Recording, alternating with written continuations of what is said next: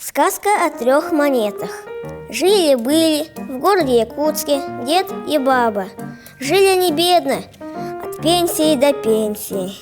Как-то гуляли они в городском парке и нашли 3 золотые монетки.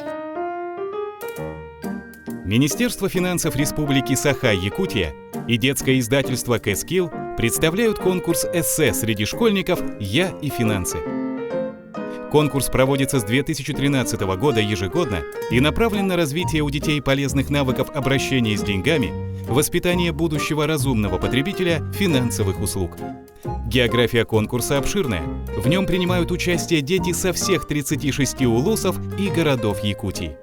Конкурс проводится по 3 возрастным группам. Младшая группа с 1 по 4 классы. Тема эссе «Сказка на тему финансов». Средняя группа с 5 по 8 классы. Тема эссе «Наш семейный бюджет». Старшая группа с 9 по 11 классы. Тема эссе «Финансовая грамотность». Поступившие работы оцениваются по следующим критериям: полнота раскрытия темы, оригинальность и грамотность изложения, наличие фотографии или рисунка по теме сочинения. Победители и призеры конкурса награждаются ценными призами.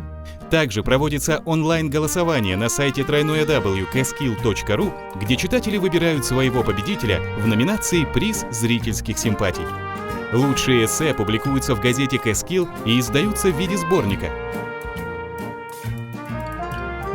За 6 лет конкурс приобрел большую популярность у школьников, мотивируя их к участию в организации семейного бюджета и умению грамотно распоряжаться личными финансами.